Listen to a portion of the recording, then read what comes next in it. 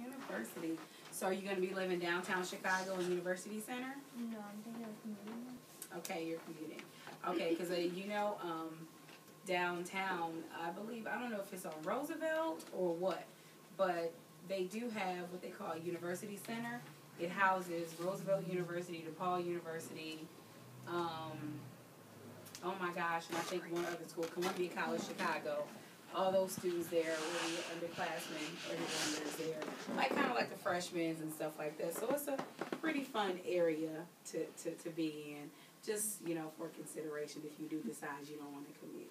It's a good place to go to kind of have that dorm experience and that dorm life or whatever. Okay, other students, I'm still going to get to you guys though, because I want to know, what do you think, what schools are you thinking about going to?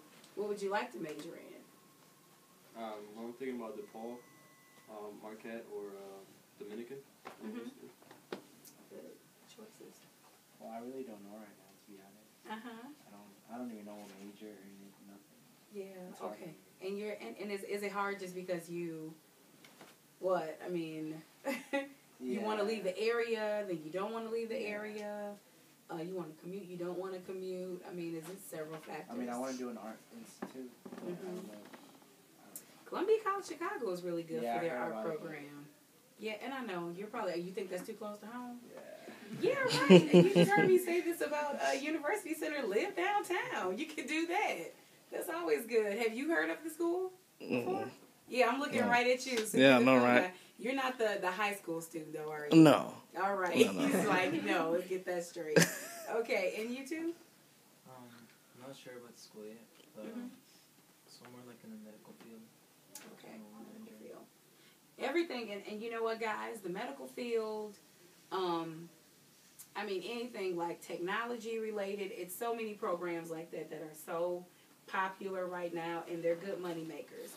But what I'm just encouraging all of you to do, even if you've applied already, you know where you want to go, you've been accepted, be mindful of deadlines in declaring your majors when you go to these schools. Because you do have a deadline that you have to meet when you're going to these schools sometimes. Just to know, just because you got to do what they call prerequisites. You have to fulfill like electives when you're taking your classes. So just, I mean, if you do, when you talk to your academic advisors, I'm sure they'll tell you if this is what you're going to major in, make sure you know by this moment, just because it's certain times of the year or semesters that the classes will run. Sometimes they'll run, sometimes they won't.